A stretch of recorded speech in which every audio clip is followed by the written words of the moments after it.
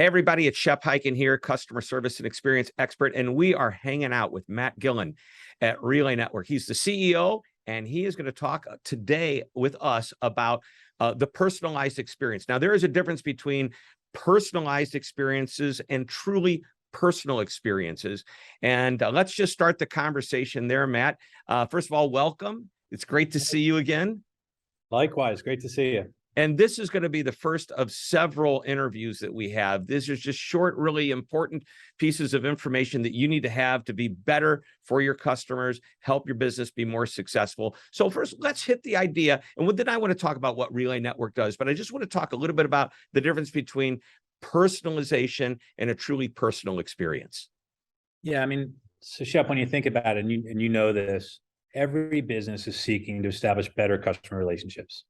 And when you try to do that, I mean, obviously you need to try to have a personal relationship. So in the old days, it would be personalized. Your mailers and communications would have your name on it, and it would feel like, oh, they know me. But personal means they know who I am. And they know who I am, and they know what interests me, and they know what's important to me. And personalized is, oh, that's Matt Gillin.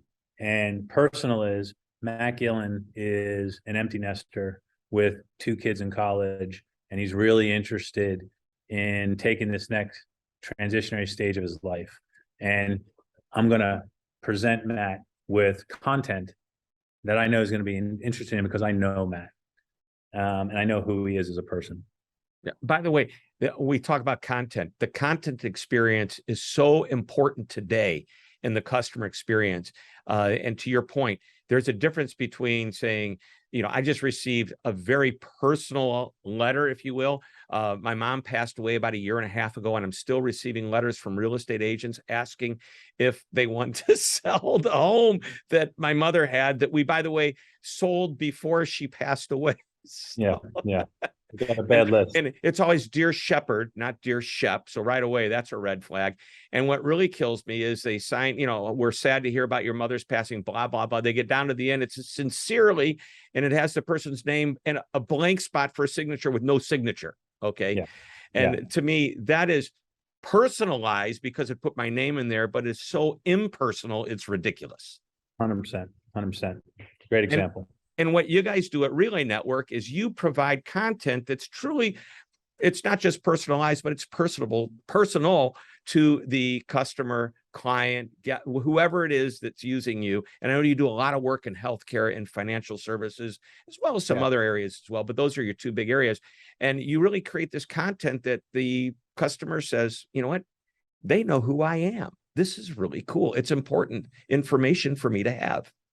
Yeah. And businesses have begun to invest heavily in content because they're trying to establish relationships with their customers. One of the problems that they have is that the content is buried and it doesn't get delivered out to the person to which the content is most relevant.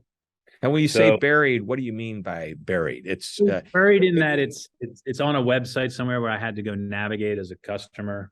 And what you're finding, Shep, is that in the personal world, if you can deliver out content that is relevant to me and deliver it to me, not make me go get it, not make me learn a navigation, if you can deliver it to me and make it easy for me to consume that, well, the reason why you invest in that content in the first place was to provide value to your customer, relevant content.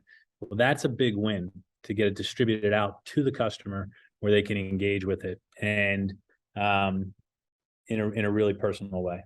Yeah, and this is real important. You're bringing to the surface something that's not intentionally hidden, but just may not be intuitively easy to get to. And you're feeding it, and I use that word feeding it because that's what Relay Network is. It's a feed of content that comes through on an app or direct to you in your text messaging. Explain a little bit more about that so the people listening can understand exactly what it is Relay Network does. We at Relay pioneered feed technology. So you say pioneered feed technology, well, there's social feeds, there's news feeds, there's TikTok. And I say exactly. If you think about what consumers engage with, 80% of engagement on mobile phones today is done on feeds. Instagram, TikTok, Facebook, news feeds. Yeah, they So just scroll right in front of you. You can speed them up. You can jump to the next. You can go further, faster, or yeah, just delete it altogether, which is, we 100%. hate when that happens. Well, yes, but so feeds have taken over the mental map on how we engage with content as humans. But businesses prior to Relay haven't deployed similar technology. And there's three core elements to feed technology. Number one that we've been talking about is content. Feeds are so successful because the content, you can't put it down, right? So that's easy in the social world, not as easy for the business side, but content's critical. The second is a system and smarts to deliver that content to the right person. And the third is that you talked about the scroll. Those are the three core elements. We bring that together and we allow businesses to deliver feeds with relevant content to the individual customer and make it easy for them to engage with that, leveraging the whole platform. And we predict over the next 2 to 3 years, feed technology will take over and become the number one engagement tool also for customer engagement, just like it is for social engagement and news engagement. Yeah. So let's talk about TikTok for a moment. You brought them up. They're a great social platform. I believe TikTok has more interaction, more, I guess, engagement than even Google. I read that recently and I thought, how is it that there's more people doing that on TikTok than a Google search? But it's incredible. And what's interesting is that once TikTok knows the type of content that you like, the algorithm kicks in, and the moment you go on, it starts showing you. And I'll give you an example. One day, I do magic for a hobby. I once looked for a magician on TikTok, and all of a sudden I started receiving more feeds of magicians and magic, card tricks, that type of thing on TikTok. And it was like all great content. And next thing I know, I'm looking at my watch. Holy cow, I've been on this for 15 or 20 minutes. How did that happen? And the reason it happened is because they figured out what I want and they completely personalized my experience, not just a generic personalization, but truly personalized it to exactly what I wanted. And that's what you guys do for the business world. Yes. I mean, if you think about it, we go through these stages of life and businesses, they have all types of ways to segment. What the big opportunity is down to the individual. So the question that we've been asking with technology for businesses and their customers, how can we communicate and build individual relationships when you have massive scale? And that can only be done by deploying this next wave of technology. TikTok has hundreds of millions of customers, hundreds of millions, and yet they're delivering a personal experience to you. Amazing. You think about that. It's amazing. And businesses can do that too.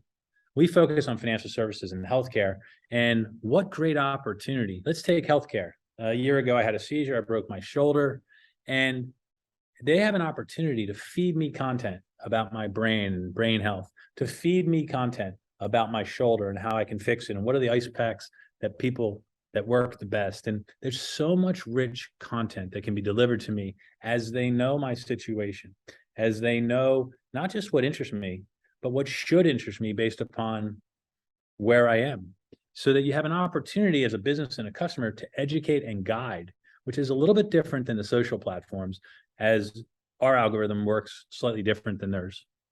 Well, and I think that's an important point. In the world of TikTok, we're giving you information that you're interested in. In the world of business, we want to give you information that you're not only interested in, but guides you down a path, somewhere where we want you to go, to engage with us more, perhaps to purchase more, to stay with us longer and maintain your relationship with us. So there's a little bit different motive other than just straight entertainment, which I know TikTok's eventually going to go beyond that, as many of the other social channels have. But for now, that's what it is. And something else you said, and I know we're getting close to time here, but you mentioned personas. Most companies are able to separate their customers into several different personas, some as many as 5, 6, 7, or 8. That starts to get cumbersome when there's that many more.